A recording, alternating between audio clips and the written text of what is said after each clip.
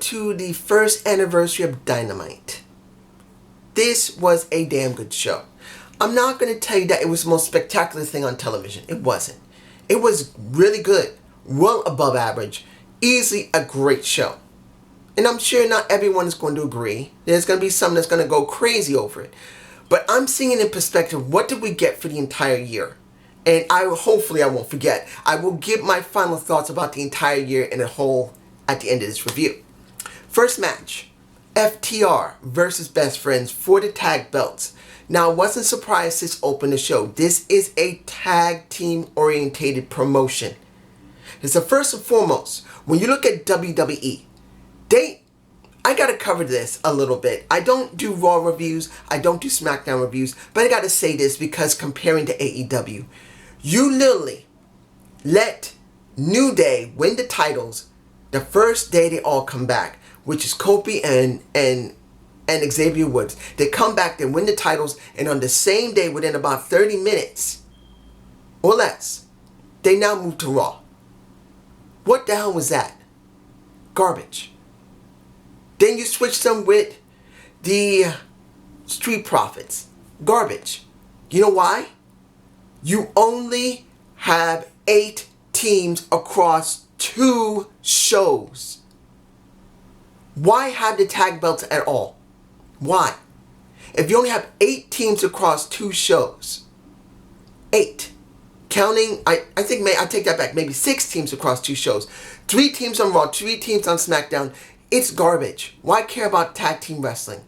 Here, yes, they can go overboard with tag team wrestling, and they have in more than a few episodes of Dynamite. But I will say that in general, I get more out of Dynamite in tag team wrestling than I ever would get with Raw or SmackDown. Period. And forget about NXT. If anyone still loves NXT, I feel sorry for you because NXT is garbage now.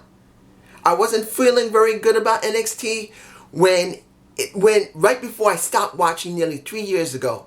I had this feeling in 3 years ago that if these guys are being treated this badly on the brand of Raw and SmackDown when they're transferred over, why care? So I quit watching NXT. And look, I was right. NXT is garbage now. So at least with Dynamite, you get a much better showing for tag team wrestling. It was a damn good match. At one point, you got Trent going through an arcade where Chris Sabian is basically playing with Penelope Forbes. He's playing his game system. I believe Mero got him. And you got, I think it was Dawson, who was right next to it. And you got Trent going headfirst into it. And he gets so mad, he tells Penelope, go and get Mero. He doesn't say it directly, but she goes and runs to get him. Because now the game system that he brought there, so they can enjoy it, is gone.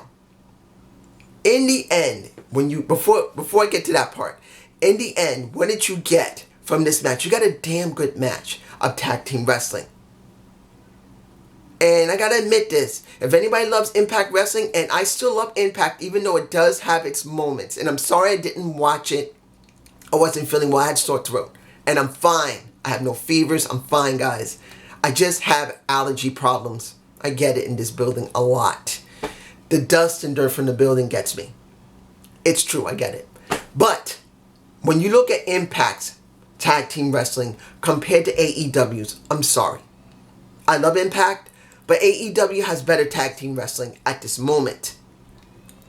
They do. Just at this moment, they do. So, Best Friends lose, and pretty much after they lose and got their butts handed to them, you got Mero coming out and destroying Trent and destroying Chuck, completely wiping the floor with them. He was so angry the game system was destroyed. Done. Now, let's get to Mero and Sabian versus the Jobbers. Now, I know one of them is part of the Samoan family. I can't remember his name right now. I don't watch Dark, so I don't know the guy. And I'm not taking anything from him, but he sold his ass off. He was destroyed by Mero. Done. And his partner was destroyed by Mero. Done. And after it, Mero was angry because the game system was destroyed, and he makes it clear to Best Friends, game over. I'm coming for you for what you've done.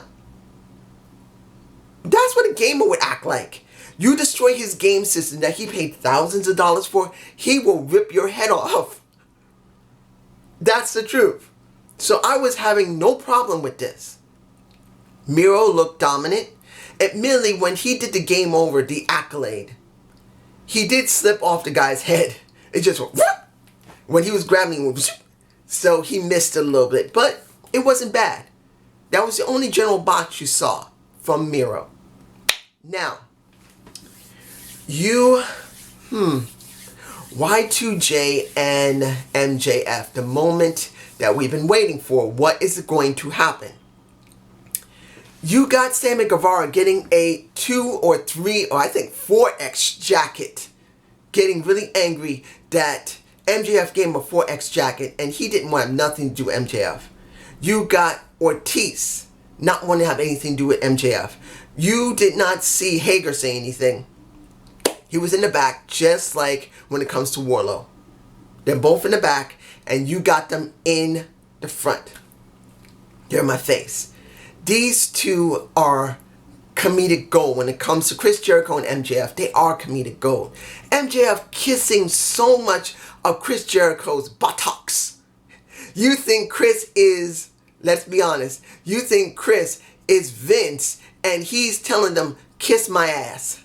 But then he's not going all the way there. Thank goodness for that. I wouldn't like seeing Chris get his butt kissed, legitimately. But you got MJF struggling, not wanting to say, I want to join. But he's trying to hype himself up, saying, look, just eat it, take it, do it. And pretty much, he says, I want to join. In so much words. And then Chris saying, you want to join.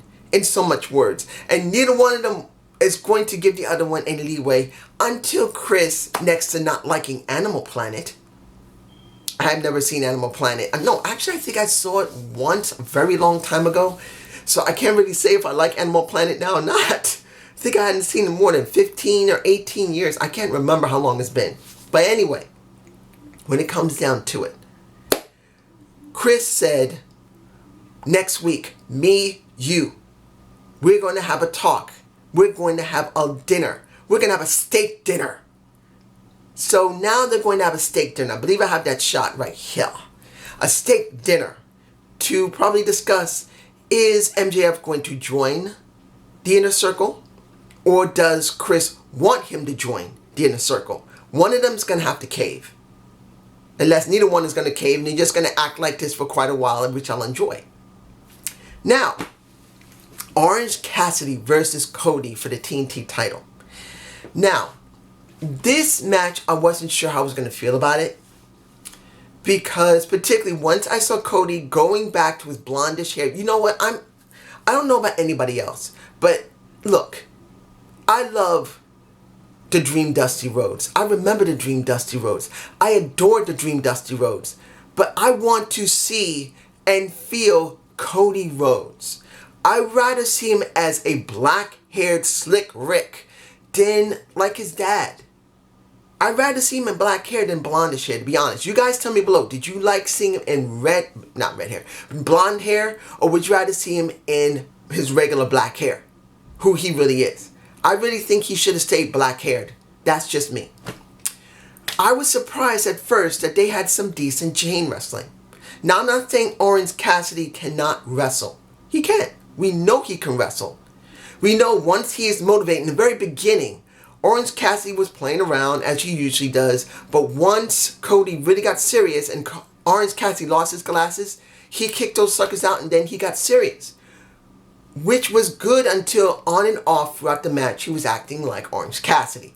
Which, for me personally, I wish he would do a little bit less of. But it is his stick. And I respect that he's sticking to character. Unlike WWE, where most of the wrestlers there do not stick to character. So I will say, I agree with him doing what he does, even though I would like him to tone it down a little bit more. In the end, we saw Cody clenching his neck a lot. And getting very arrogant again. Which you wonder how far they're going to go with this arrogant streak of Cody. When will he turn heel? I can't really say when. But it's obvious he's still playing up this moment where he acts very arrogant and foolish and gets angry when frustrated when he doesn't get what he wants, a quick win, and looks good while doing it. That's the way it looked. The match itself was actually quite good. It was second best match of the night, for me personally. Now, let me put it to you in this respect. When it comes to the next week, 2 weeks from now, Orange Cassidy has to face Cody Rhodes again. I know it didn't say they had a draw, but the reason I left it like that is, how are they going to book this for the next 2 weeks? How is Cody going to act, and how is Orange Cassidy going to act? The draw is not the issue here. Will they do something between Cody and Orange Cassidy outside the ring? That's what I'm wondering. So I'm going to leave it at that. Now, Matt Hardy with his family. I got to say this. It was good to see all 3 of his kids. I forgot he had 3 kids. I forgot that Rebby popped out 3 kids. Whew, woman's been busy. And when it comes down to it, it's good to know he's alright and he's 100% healthy. But now, the feud between him and Sammy Guevara is now returned. They showed a scene of Sammy walking up to some banners of Matt Hardy and him lighting it up with a lighter that had Matt on it. I don't think I caught that image. And started burning things down. I like that. Now, seeing that he was acting the way he was when he was with the Inner Circle with MJF actually kind of makes a little more sense. He probably knew that Matt was there, so he was going to act a certain way. He was going to be a lot more aggressive. Really more aggressive. But admittedly, when he had this moment in front of the camera and say that, Matt, you think this is over, it's not over. It is not over. I'm going to destroy you. Every time you come back, I'm going to destroy you again until you stay home permanently. Now, the problem was this. He was too stone-faced. I'd rather see him more aggressive. I'd rather see him get incredibly angry in the face and even yell a little bit. I think that would have been more effective than him just being stone-faced. But this is the first time since Matt now has announced that he's returned. Maybe next week we'll get a much more better response from Sammy Guevara, being a lot more aggressive. Not show-offish, not attitudey, just aggressive and angry. Now, the lots for, I think, next week, they're having a lot. 4 teams. 4 teams. That's for the number 1 contender spot. It's the fatal 4-way. Whoever wins gets a spot against FTR. We had Private Party. We had Silva and I believe Reynolds. That is from the Dark Order. We got, who was it? The Butcher and the Blade. And then we had the Young Bucks. And they decided to super kick everyone in the face except FTR. They wanted to make it very clear. We're coming. But they didn't say to FTR. They said, we're not going to kick you. We're not going to kick you, Sammy. We're kicking everybody else. So they kicked everyone else in the face, including Private Party, who they supposedly had some friendship with, but they kicked them in the face. So they made it very clear, we want those damn titles. We don't give a fuck anymore. Now, I have no problem seeing the Young Bucks the way they are. Matt and Nick being this aggressive is actually a bit better than the way they were before. I'm cool with that. They're more aggressive. They're more, we're going to get this done because we started this damn company. We should be the damn champs of the damn company. And since they have not, they're mad. They're frustrated and they're finished. They're going to just do it. They're going to take it no matter what they're going to do. Also, we got the title, we got the tournament for the AEW title match coming up at Full Gear. We got the stats, which I'm going to put in my face. I do believe I have it. And you can see everyone there, including Kenny, as well as Hangman Page on 2 separate sides. Now, it does look like it might be a bit of a telegraph. But even if it is a bit of a telegraph that Kenny and Hangman Page will eventually face each other, either at the very end or somewhere in the semifinals, hopefully they will book it properly. This is my question, will it be booked properly? That's just me, you guys tell me below. The match that I was surprised about, and also the video segment I didn't care about. First, the video segment of Britt Baker, didn't care. Anybody else thinks she's doing a good job? More power to you. To me, she's boring. Look, one of the problems they have with the women's division is they've only focused on one person. One. Britt Baker has always been the major focus. Yes, they've had Nia Rose with Vicky Guerrero, which I felt was a good thing, but they never were very consistent with it. They were more consistent with Britt Baker than they was with Nia Rose. They were more consistent with you see how angry I am. Britt Baker has always been their focus, and she has not delivered for me personally. Yes, she had a good match when she wrestled. Finally, yes. But, and I'm saying but, I'm just not interested in her character. As I've said, she should just be a real dentist.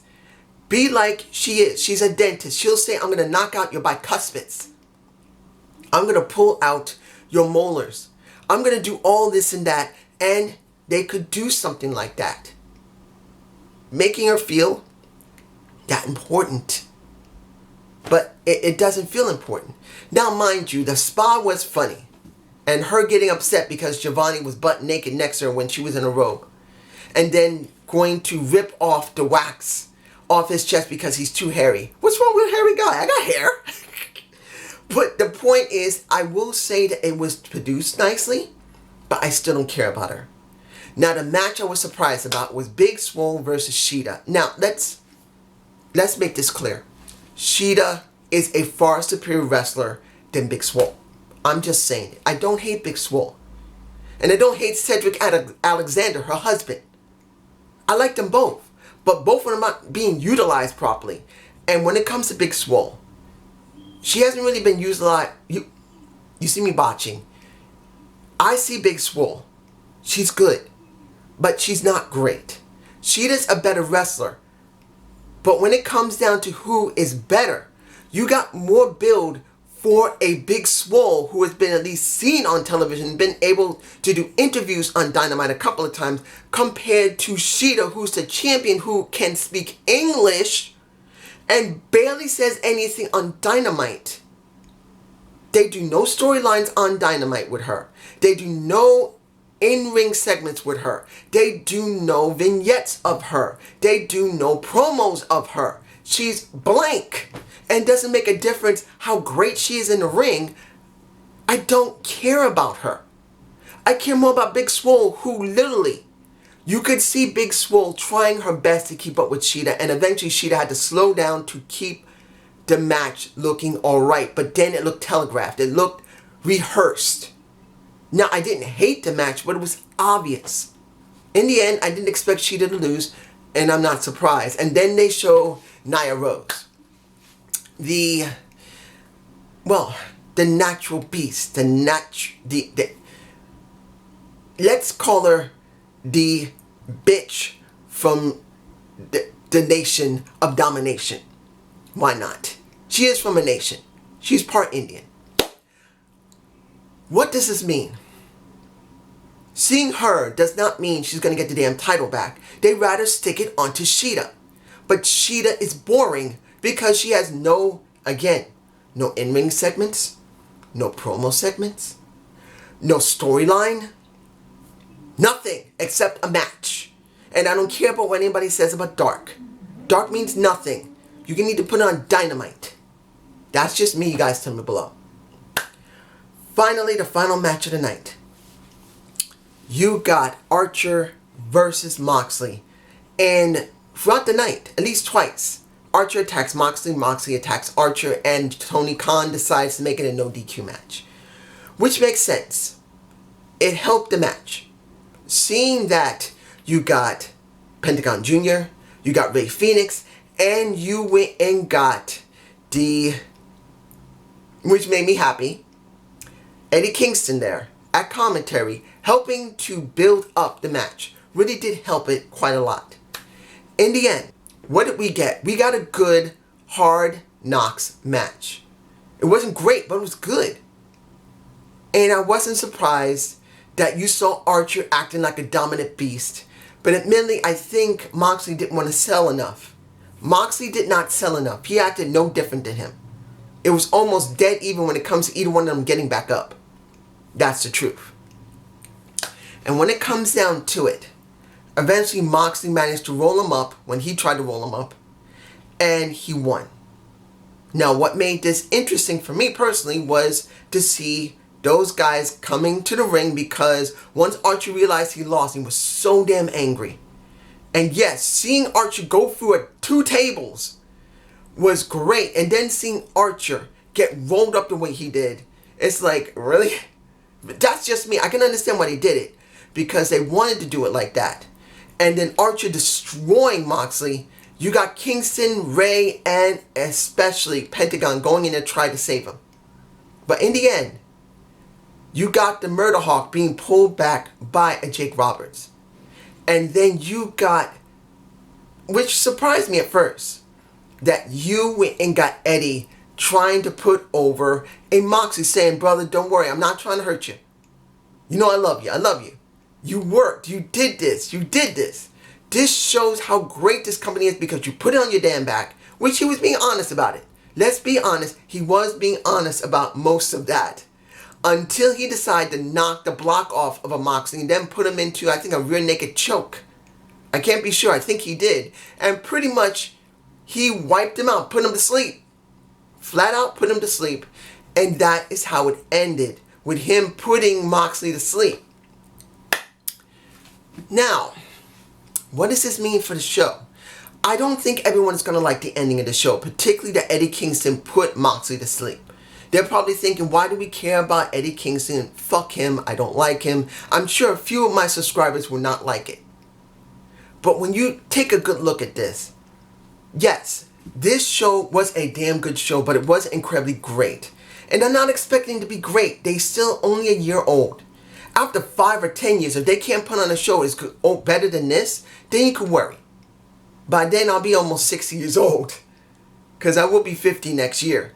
So when it comes down to it, I'm not saying this was a bad show. It was a good show. But now, let's take a perspective of this. Since last year, October, let's take perspective. When Dynamite aired, no one knew if this was going to last more than a few months. No one knew what was going to happen, if they were going to love it, or like most people who couldn't stand knowing another company had opened up as a competitor to WWE, thinking it's nothing but a piece of garbage with vanilla midgets. They say it was not going to make it, and it would be a piece of garbage, and the ratings would reflect that.